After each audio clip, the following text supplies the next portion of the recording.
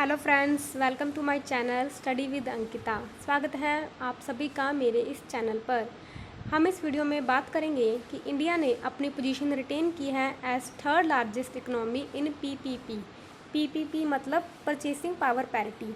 इस वीडियो में हम आगे जानेंगे कि जो नॉमिनल जीडीपी होती है और जो वर्सेस जीडीपी और पीपीपी में क्या अंतर होता है, क्यों हमें दोनों चीज़ों की ज़रूरत पड़ती है। तो चलिए शुरू करते हैं। तो फर्स्ट ऑफ ऑल हम जानते हैं कि जीडीपी क्या होती है।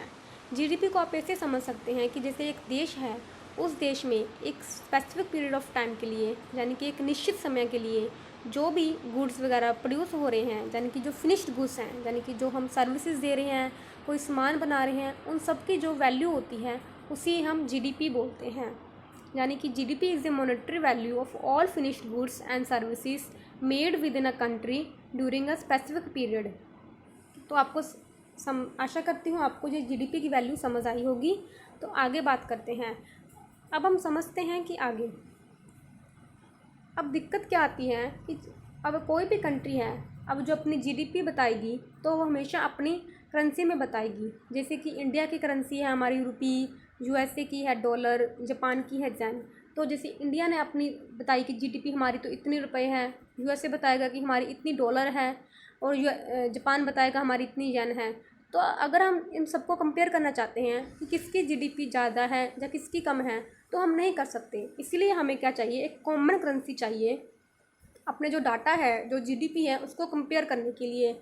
आपको को पता है कॉमन करेंसी क्या है, डॉलर। तो अब हम जो हमारी जीडीपी निकल के आती है उसे हम डॉलर में कन्वर्ट कर लेते हैं।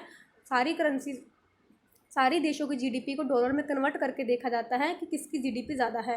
अब इस जो डॉलर को कन्वर्ट, जो हमारी करेंसी है उसको डॉलर में कन्वर्ट करने के दो मतलब मेन मेथड हैं, उसके बारे में बात करते हैं। एक मेथड है नॉमिनल जीडीपी और एक होता है जीडीपी इन पीपीपी। तो आइए समझते हैं। नॉमिनल जीडीपी में क्या होता है कि जो करंट मार्केट प्राइसेस चल रहे हैं हमारे, उसी को हम बेसिस मानते हैं। जैसे कि आप मान के चलिए, अब एग्जांपल के दूं तो हम मान के चलते हैं कि जो $1 की वैल्यू है वो है 70 रुपये। This is just an example, क्योंकि ये तो ऊपर नीचे होता रहता है। तो अगर हम माने कि हमारी जो इंडिया की जीडीपी है वो थी 700 रुपये, मतलब एक साल में हमने 700 रुपये के गुड्स प्रोड्यूस किए फॉर एग्जांपल, ठीक है। अब हम निकालेंगे कि हमारी जो नॉमिनल जीडीपी क्या है, तो हम जो हमने वैल्यू ली थी $1 की 70 रुपये, इससे हम डिवाइड कर देंगे। तो जो हमारी वैल्यू आ जाएगी डॉलर में वो कितनी निकल के आएगी, $10। यानी कि अब हम बात करेंगे तो जो हमारी जीडीपी है वो तो है 700 रुपये, पर नॉमिनल जीडीपी यानी कि जो डॉलर की रेट में हमारी जीडीपी निकली वो निकली $10। नॉमिनल जीडीपी में हम सब कुछ लेंगे, यानी कि जो मार्केट प्राइसेस चल रहा है, अगर मार्केट में महंगाई आ रही है या महंगाई कम हो रही है, हम उन सबको भी इंक्लूड किया जाता है इसमें। देखो इन्फ्लेशन और डिफ्लेशन भी जो हो रहा है उसे हम इंक्लूड करेंगे। तो हमारी नॉमिनल जीडीपी कितनी निकल के आई, $10। बट अगर हम पीपीपी में बात करेंगे तो पीपीपी क्या होता है कि अब हम बात करेंगे, अगर हमारे इंडिया और हमारे अमेरिका की भी बात करें तो वहाँ पे क्या है, कॉस्ट ऑफ लिविंग अलग अलग है। यानी कि आप मान के चलिए आपको चेन्नई में कुछ घर वगैरह लेना है, कोई एक रेंट पे घर लेना है, और आपको यूएसए में भी घर लेना है, तो आपको सस्ता कहाँ पे पड़ेगा, ऑब्वियसली हमारे इंडिया में सस्ता पड़ेगा। तो इसलिए जो हमारी क्या है, कॉस्ट ऑफ लिविंग क्या है, इंडिया में कम है, ठीक है ना। तो आप ऐसे समझ सकते हैं कि फॉर एग्ज़ाम्पल आप अमेरिका में $1000 कमाते हो, ठीक है, और इंडिया में भी आप वही $1000 इंडिया में लेके आ जाओ, तो आप इंडिया में $1000 से आप अच्छा गुजारा कर सकते हो, यानी कि एक अच्छी लाइफस्टाइल जी सकते हो। बट वहीं अमेरिका में $1000 से आप अच्छा नहीं रह सकते हो, मतलब आपका गुजारा बहुत ही मुश्किल से होगा, यानी कि जहाँ वहाँ पे जो करेंसी की वैल्यू कम है, ठीक है ना।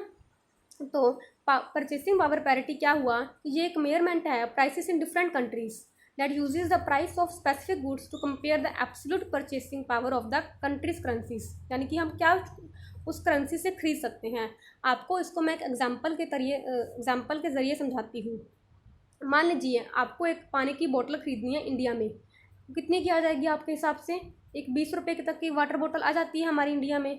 अगर वही वाटर बोतल आपको अमेरिका में ख़रीदनी है तो वो कितने की पड़ेगी, आपको $1 तक की पड़ जाएगी। अब हमने क्या माना था कि जो $1 है वो कितने रुपए के बराबर है, 70 रुपये के बराबर है हमारा। वहीं हमारी जो इंडिया में है पानी की बोतल वो आ रही है 20 रुपये में, और वहाँ अमेरिका में कितनी की आएगी, इसका मतलब 70 रुपये में। यानी कि इसका मतलब यही हुआ कि जो हमारी इंडिया है उसमें सस्ता है। तो जो ये डिफरेंस क्यों आता है, क्योंकि जो परचेसिंग पावर है दोनों कंट्रीज़ की वो अलग अलग है। यानी कि उतने पैसे में हम यहाँ पे अगर हमारे पास 70 रुपये होंगे तो हम वहाँ पे मतलब मान के चलिए आप 3 बोतल तक खरीद सकते हो इंडिया में। वहीं अमेरिका में सिर्फ 1 बोतल आएगी पानी की। तो ये क्या कि हमारी जो करेंसी, ये इससे परचेसिंग पावर पता लगती है कि हमारी इंडिया की परचेसिंग पावर ज़्यादा है। ठीक है ना।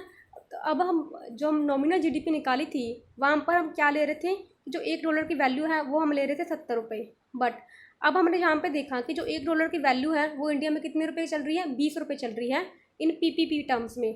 तो हम यहाँ पे लेंगे $1 की वैल्यू लेंगे 20 रुपये, ना कि 70 रुपये। अब हम निकालते हैं जीडीपी आगे। अब देखिए हमने जो अपनी नॉमिनल जीडीपी निकाली थी वो निकाली थी 700 रुपये। ठीक है ना। और हमने $1 की वैल्यू कितनी ली थी, 70 रुपये। तो कितनी वैल्यू आई थी हमारी, $10। ठीक है ना। ये हमारी थी नॉमिनल जीडीपी। बट अगर हम पीपी में बात करेंगे तो 700 रुपये तो आपकी जीडीपी है, उससे हम कितने में डिवाइड करेंगे, 20 रुपये में। क्योंकि जो हमने पीपी में माना है कि जो हमारा 20 रुपया है वो $1 के बराबर है, इसीलिए हम इससे 20 से डिवाइड करेंगे तो हमारी जीडीपी कितनी निकल के आ जाएगी, वो आएगी $35। ठीक है। अब देखिए कितना फ़र्क आ गया। नॉमिनल में तो आया सिर्फ $10 जीडीपी और पीपीपी में आया $35 जीडीपी। तो ये डिफरेंस आ जाता है जब हम वैल्यू करते हैं जीडीपी और नॉमिनल में और पीपीपी में।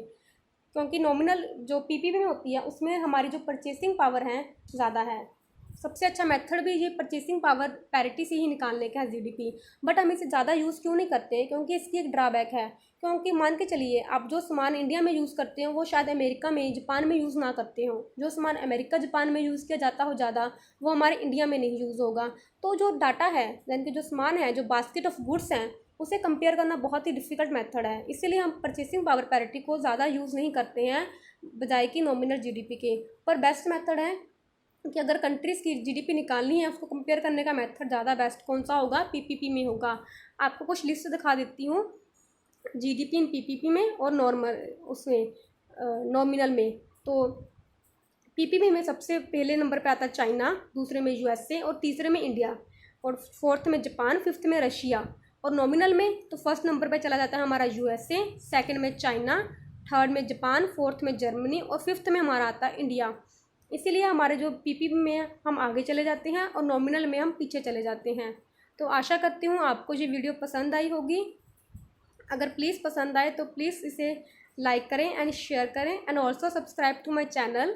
अगर आपको इसकी PDF चाहिए तो this is my Telegram link, you can join here. Thank you.